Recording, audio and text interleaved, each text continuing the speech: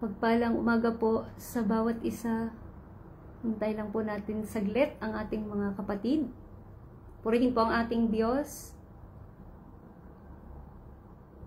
Nadidinig niyo po ba ako? Maayos po ba yung aking audio? Pwede po bang makicomment naman po ng amen kung nadidinig niyo po ng maayos yung aking audio?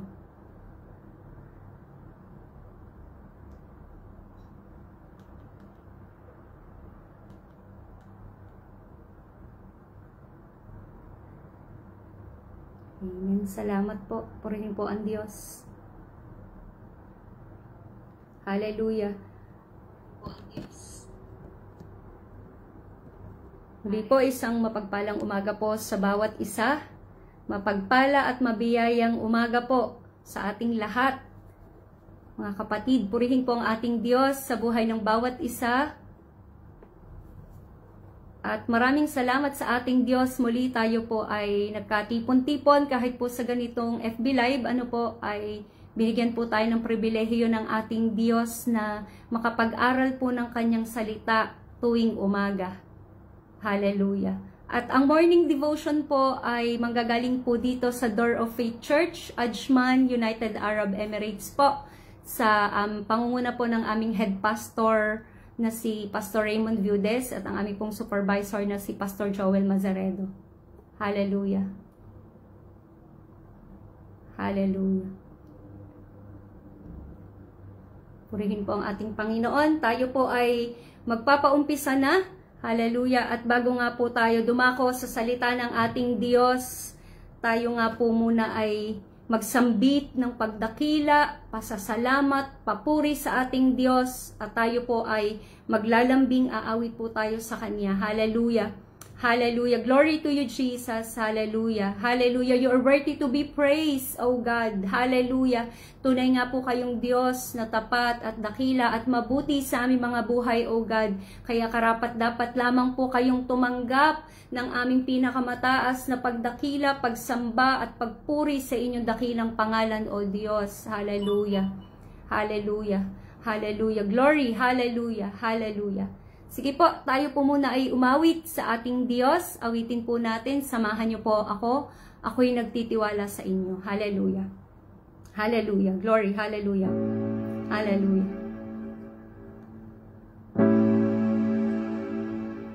Ako'y nagtitiwala sa inyo. Kalakasan ko'y nanggagaling sa inyo.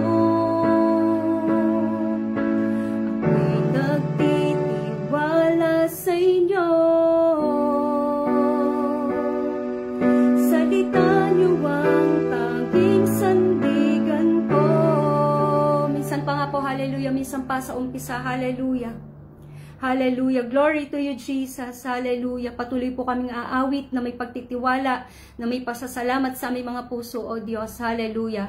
Hallelujah, glory, hallelujah. Ako'y nagtitiwala sa inyo. Kalakasan ko'y nanggagaling sa inyo. Yes, Lord, hallelujah. Ako'y nagtitiwala sa inyo. Salita niyo ang tanging sandigan ko.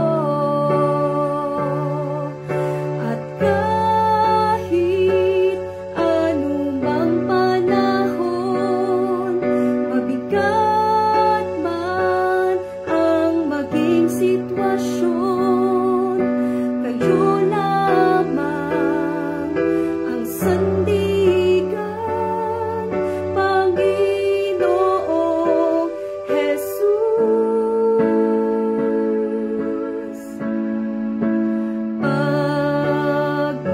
Pag-ibig niyo ay sapat, awa niyo'y para sa lahat.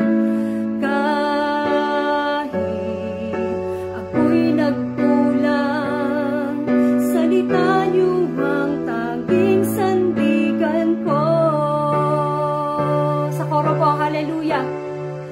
At kahit anumang panahon, mabigat man ang maging sitwasyon, kayo lamang ang sandigan, Panginoong Jesus. Minsan pa po sa koro, hallelujah, hallelujah. At kahit anumang panahon, mabigat man ang maging sitwasyon, kayo lamang ang sandigan, Panginoong Jesus. Hallelujah. Hallelujah mga kapatid, sabi nga po sa ating inawit ay hallelujah, hallelujah. At kahit anumang panahon, maging mabigat man yung sitwasyon, hallelujah, sa Diyos lamang po ang ating magiging sandigan, hallelujah. Sa Diyos lamang tayo magtitiwala mga kapatid, hallelujah, glory, hallelujah, hallelujah. Karapat dapat lamang nga po talaga mga kapatid na mapaglagakan ng ating pagtitiwala ang ating Diyos. Karapat dapat lamang na mapaglagakan ng pinakamataas na papurit, pagsamba at pagdakila ang ating Diyos, dahil siya yung Diyos na tapat, mabuti at dakila na ating pinaglilingkuran mga kapatid.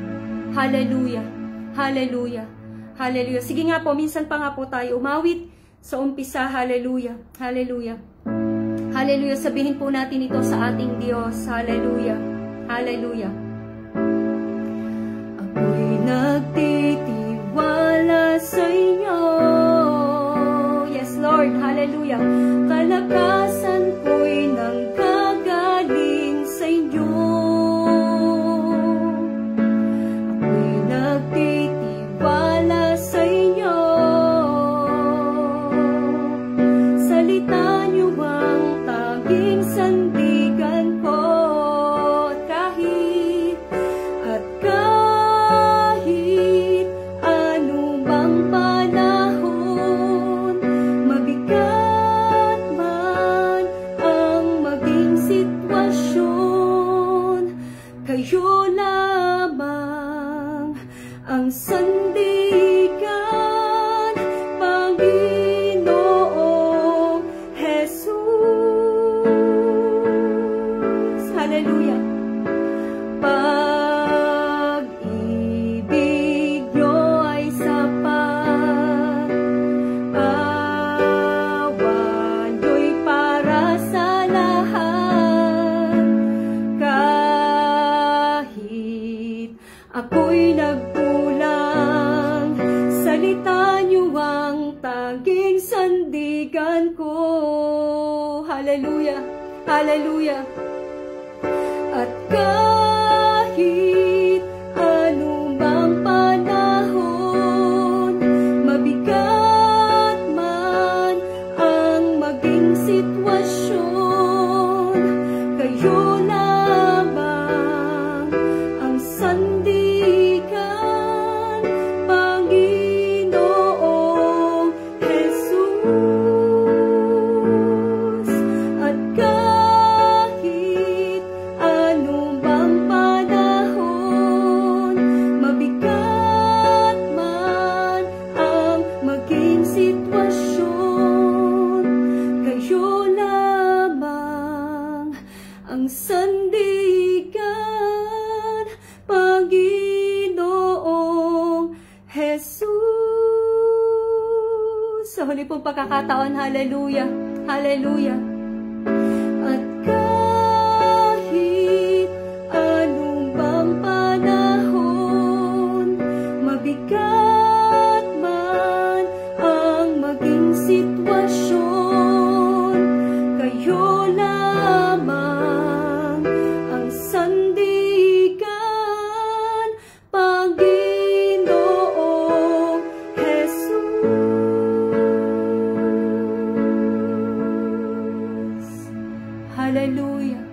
Hallelujah. Salamat Panginoon dahil kayo yung aming Diyos na laging nandidiyan sa panahon na talagang kami ay nahihirapan, sa panahon na kami ay nabibigatan sa lahat ng klase ng panahon, Panginoon.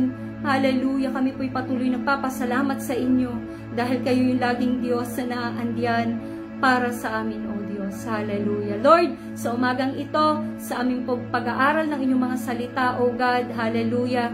Hallelujah. Kami nga po ay inyong samahan, O God. At anuman po yung aming mga karumihan sa aming nagawa, Panginoon, maging sa isip, sa salita at sa gawa, kami nga po inyong pakalinisin, Panginoon, ang inyong dugo, Panginoon. Hallelujah.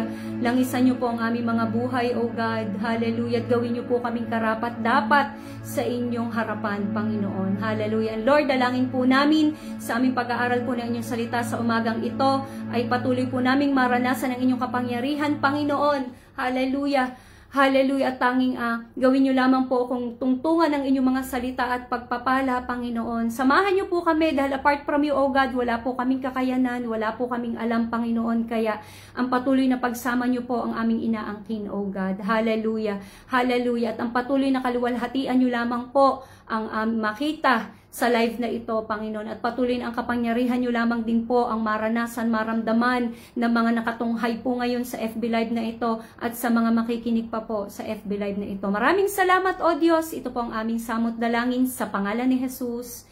Amen. Hallelujah. Purihin po ang ating Diyos at isang mabiyayang umaga po muli sa bawat isa. At para po sa mga bagong ka-tune in lang po, ang ating pong morning devotion ay nagmumula po dito sa Door of Faith Church, Ajman, United Arab Emirates. At ang oras po dito sa kasalukuyan ay 1:30 po ng madaling araw. Hallelujah. At tayo po ay dadako sa ating pag-aaral. Samahan nyo nga po akong magbukas ng ating banal na kasulatan mula po sa aklat ng Jeremias or Jeremiah, chapter 17, verses 7 to 8. Maari po bang may makakomment din po sa inyo? Sa aklat po ng Jeremias or Jeremiah, chapter 17, verses 7 to 8, ganito po ang sinasabi sa 7. Pero mapalad ang taong nagtitiwala at lubos na umaasa lamang sa akin. Verse 8, matutulad siya sa punong kahoy na itinanim sa tabi ng ilog na ang mga ugat ay umaabot sa tubig. Ang punong kahoy na ito ay hindi manganganib, dumating man ang tag-init o mahabang tag-araw. Palaging sariwa ang mga dahon nito at walang tigil ang pamumunga. Hallelujah. Salamat po sa salita ng ating Diyos. Hallelujah. So, ang ating pong pagbubulayan sa umagang ito, ang ating pong pagsasaluhang salita ng ating Diyos, ay yung ating pong paglago na palalim sa salita ng Diyos or yung growing deep in God's Word. So, tulad po ng ating binasa, sinabi po dito ang punong kahoy, matutulad siya sa punong kahoy. So, inihaling tulad po ang isang halaman o puno kapag sinabi po kasi natin mga kapatid na ang isang puno kapag malago, paano po ba natin masasabi kapag ang isang puno, ang isang halaman ay malago? Di po ba nakatingin tayo doon sa dahon nito, nakatingin tayo kung sa puno, nakatingin tayo napakaberde ng mga dahon, mayabong yung kanyang mga sanga, madami ang kanyang bunga, So, dito po, sa paghahalin tulad po sa punong kahoy, ay may isang importante po na paglago, na hindi po natin nakikita. At yun po yung ating pagbubulayan sa umagang ito. At yun nga po, yung nasa ilalim. Ano po ba yung nasa ilalim ng puno? At alam natin na yung nasa ilalim ng puno ay ugat. Kumbaga, yung ugat po na yon na bumabaon sa lupa, yung sinasabi doon sa lupa or yung tubig na sinasabi po dito na matutulad siya sa punong kahoy na itinanim sa tabi ng ilog na ang mga ugat ay umaabot sa tubig. Yung tubig po doon nagsisimbolo po sa salita ng Diyos, mga kapatid. At yung punong kahoy po ay tayo. Pero masasabi ba natin mga kapatid na talagang ang isang punong kahoy ay malago sa pamamagitan lang na makita natin na maberde yung mga dahon, mayabong ang kanyang sanga, mayabong ang kanyang mga dahon, at maraming bunga. Sa amin po mga kapatid, may i-share po ako sa inyo. Meron po sa amin sa Batangas, na puno po siya ng, isang puno siya na matagal na po sa amin, nasa gilid po ng bahay namin. At yun po ay napakalaking tulong po sa amin at siya po yung kumakanlong sa araw para hindi po masyadong mainit doon po sa aming may garahe. Pero, nung dumating po yung malakas na bagyo, maraming dumating na bagyo, pero hindi siya nabuwal. Pero yung huling bagyo na dumating po sa Batangas, ay nadala po siya ng malakas na hangin, nabuwal siya. At nung nakita ko po yung picture, kasi pinapicturean ko nakita ko po yung ugat pala niya, mababaw. Na talagang natanggal yung ugat doon sa lupa. Kasi mga kapatid, kung ang ugat noon ay sobrang lalim doon sa lupa, ay hindi basta-basta yun mabubuwal. Amen po ba? Katulad po sa atin mga kapatid. Katulad po sa atin. Mayahalin tulad po natin yan sa atin. At pa pong sabi sa Jeremiah 17 verse 7? Ang tao po na nagtitiwala sa Diyos, para siyang isang puno na ang ugat ay umaabot hanggang doon sa tubig sa tabi ng ilog. Kaya kahit anong mangyari, walang takot o hindi matatakot magkaroon man ng matinding init o mahabang tag-araw, tagtuyo, yung kanyang mga dahon ay berde pa rin, laging sariwa at patuloy ang pamumunga. Kasi po, itong puno po na yon, rooted po siya. Growing deep. Lumago siya, palalim. At sa 7, pero mapalad ang tao nagtitiwala at lubos na umaasa lang sa akin. Napakaganda pong talata nito mga kapatid. Nung isinulat po kasi ito ni Jeremias mga kapatid, ang konteksto po nito ay yung mga Babylonians po na talagang wawasakin na yung templo nila, yung unang templo po na tinayo ni Solomon. At si Propeta Jeremias kasi, alam natin na siya yung weeping prophet. Na talagang sinasabi niya, magsisi kayo sa inyong mga kasalanan at may parating na sakuna na kanilang dadanasin. Sa konteksto pong ito, makikita din po natin ang isang matatag na tagasunod ng Panginoon ay hindi mabubuwag kahit anong bagyo ang suungin nito. So una, po yung matututunan natin? We grow in our faith when we put our trust in God. Mga kapatid, lumalago ang ating pananampalataya kapag po ang ating pagtitiwala ay nasa Diyos. Amen po. Ibig sabihin, umaasa lang talaga tayo sa Panginoon. Nagtitiwala tayo ng lubusan. Doon lang tayo lalago sa pananampalataya. At kapag pinapraktis din po natin ang ating pananampalataya, we know who God is. Alam po natin kung sino ang ating Diyos. Pero yung knowledge nyo po sa Diyos, yung knowledge po natin sa Diyos, kapag hindi po natin ito in-exercise, kapag hindi po natin isinagawa yung pananampalataya, yung faith natin, mananatiling knowledge lang po yung salita ng Diyos sa atin. Di po ba? Kaya minsan, maganda po, masubukan rin natin Kasi alam natin, ang Diyos ay tapat, ang Diyos ay mabuti, ang Diyos ang naglalaan ng lahat ng bagay. At kapag sinubok din natin ang Lord, doon natin masusubukan din ang ating sarili na tayo ay mananatiling matatag na nakakapit sa ating Diyos. Mga kapatid? Kaya mapalad ang isang taong umaasa lamang sa Diyos at hindi natitinag yung kanyang pananampalataya sa Diyos na parang isang puno na nakatanim sa tabi ng ilog na umaabot po yung ugat sa tubig, na kahit anong pagsubok na danasin ay mananatiling punong kahoy. Na daw pong sabi yung punong kahoy? Ang punong kahoy na ito'y hindi manganganib, dumating man ang tag-init, dumating man ang mahabang tag-araw, palagi pa ring sariwa ang dahon nito at patuloy ang pamumunga nito. So pangalawa, ano po yung matututunan natin dito sa ating verse na ito? We grow in our faith as we practice it.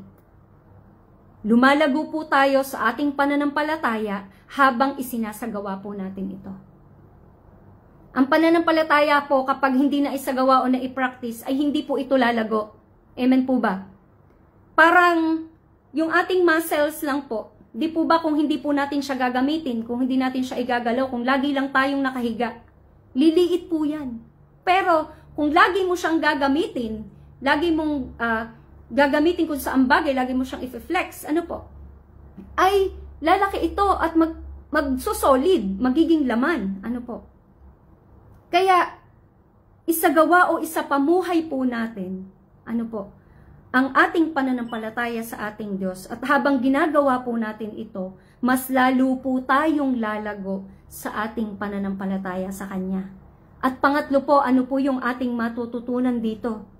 We grow in our faith as we read the Bible every day. Lumalago po ang ating pananampalataya habang binabasa po natin ang Biblia araw-araw.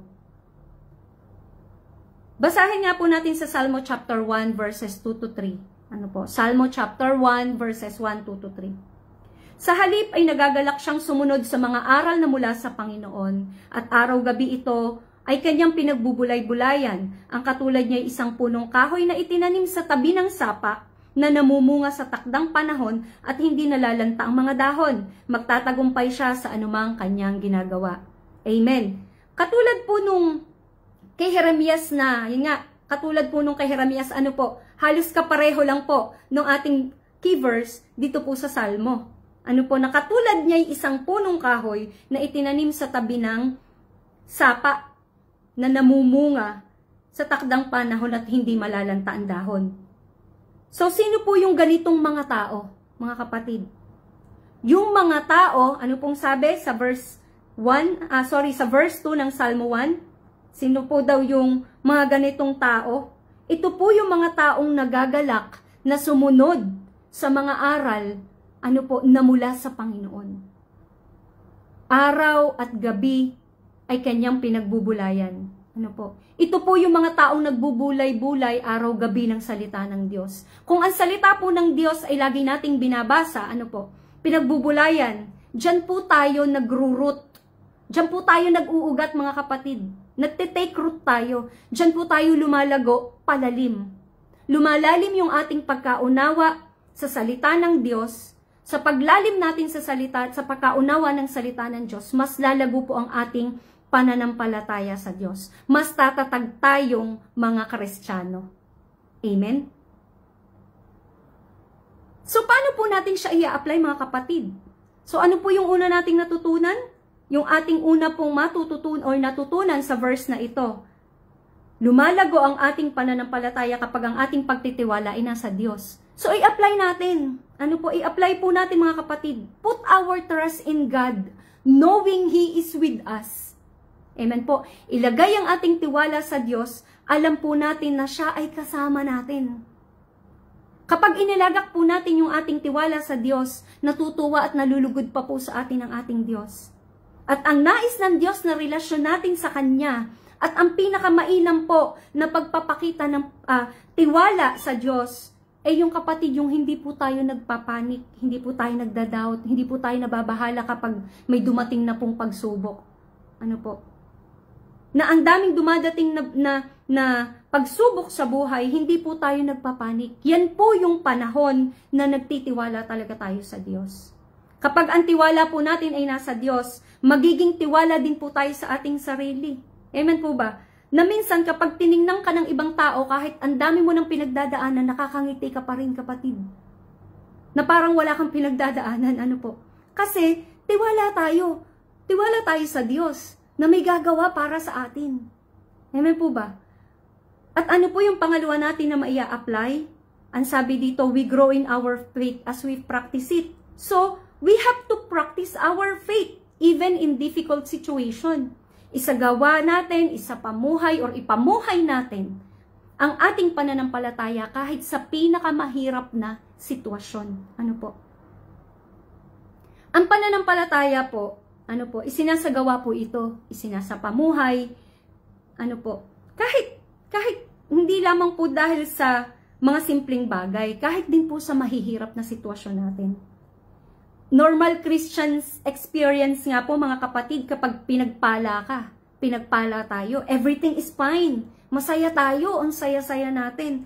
Nagpupuri tayo sa Panginoon. But how about po na mahirap yung ating sitwasyon? Ano po?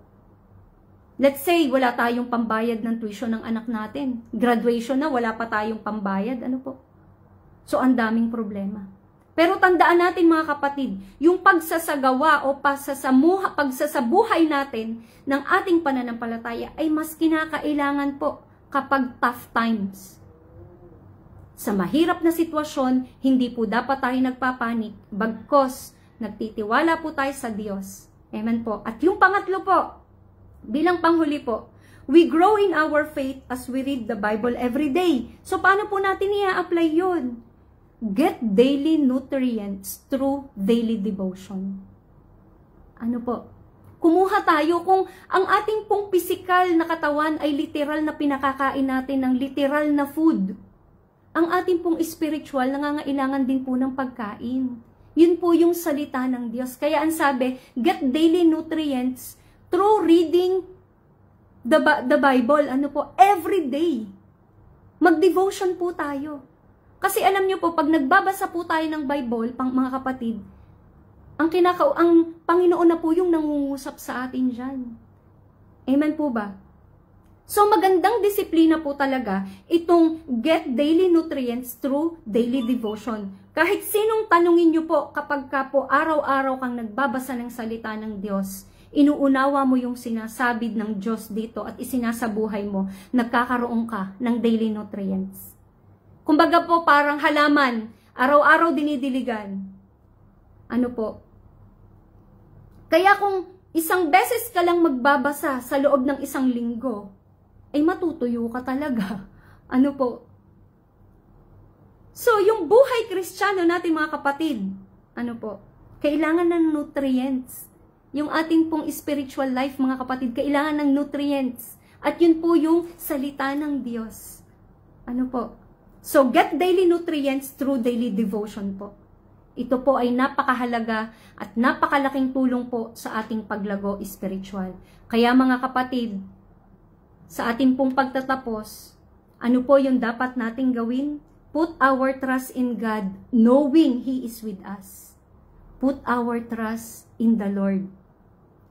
Practice our faith, even in difficult times. Ano po yung pangatlo? Get daily nutrients through daily devotions. Kaya mga kapatid, let's grow deep, rooted in God's Word. Ano po, maging malalim tayo na nakaugat po sa salita ng Diyos. Katulad po ng isang punong kahoy na nakaugat doon, umaabot ang kanyang ugat doon sa tubig, sa may ilog. Dapat din po tayo, ang ating buhay spiritual ay kahaling tulad ng punong kahoy, ano po, na ang ating dapat ugat, yung ating pananampalataya, dapat ay nakaugat po dito sa salita ng Diyos. Amen po. Kaya mga kapatid, let's grow deep, rooted in God's Word. Maging malalim tayo na nakaugat po sa salita ng Diyos. Hallelujah. Purihin po ang ating Panginoon. Salamat po sa mensahe ng ating Diyos na ibinigay sa ating umagang ito. At loobin ng Diyos, tulungan tayo ng Panginoon na maisapamuhay po natin yung ating inaral. Ano po, at magkaroon po tayo talaga ng daily devotion. Napakalaki din po talagang tulong ng pag-aaral ng salita na ganito po tuwing umaga. Pero mahalaga din po yung kayo lang mismo at yung Bible. Lagi po nating tatandaan kung sa pananalangin po, tayo po ay nakikipag-usap sa ating Diyos. Sa pagbabasa po ng salita ng Diyos o sa pagbabasa po ng Biblia, ang Diyos na po ang nangungusap sa atin. Kaya napakasarap po na magbulay-bulay ng salita ng ating Diyos. Kasi ang Diyos po yung mismong nangungusap sa atin sa pamamagitan ng kanyang salita. Amen. Hallelujah po. Sige po, tayo po ay manalangin. Hallelujah bilang pagtatapos po ng ating morning devotion. Hallelujah. Hallelujah. O aming Ama, aming Diyos na makapangyarihan sa lahat, hinihiling po namin sa inyo, O Diyos, hallelujah, kami patuloy na nagpapasalamat sa inyo sa mensahe sa umagang ito, Panginoon. Salamat din po sa inyong mga anak na nakatunghay po sa FB Live na ito, na nakinig po sa inyong mga salita. At ganoon din po sa mga makikinig pa po dito, Panginoon. Lord, hinihiling po namin sa inyo na bigyan niyo po kami ng spiritual na pagkain araw-araw. Tulungan niyo po kaming magkaroon ng disiplina sa pagbabasa at pagninilay-nilay or pagbubulay-bulay po ng inyong mga salita. Turuan niyo po kami araw-araw, Panginoon, na ituro niyo po sa amin, O God, kung ano niyo po yung gusto niyong gawin namin habang isinasapamuhay po namin ang inyong mga salita. Hayaan niyo po, O God, na kami lumago sa aming pananampalataya sa inyo. Hayaan niyo po, O God, na kami ay magtiwala sa inyo kahit sa mahirap na sitwasyon, Panginoon. Kaya dalangin namin, O Diyos, kayo ay makasama namin parati at maging mulat po kami sa inyong presensya sa lahat po ng oras. Maraming salamat, O Diyos, sa inyong mga salita. At patuloy niyo pong pagpalain ang inyong mga salitang ito sa buhay po ng inyong mga anak na nakatunghay po dito sa FB Live. And Lord, ganun din po, O God, dinudulog ko po sa inyo, itinataas ko po sa inyo ang inyong mga anak na papasok po sa umagang ito or uuwi po galing sa trabaho, O God. Lord, dalangin ko, O Diyos, patuloy niyo po silang iingatan, ilayo niyo nga po sila sa anumang sakuna, anumang trahedya, O God, anumang aksidente, Panginoon. Kayo po ang patuloy na magproteksyon, gumabay sa kanila, Panginoon. Hallelujah.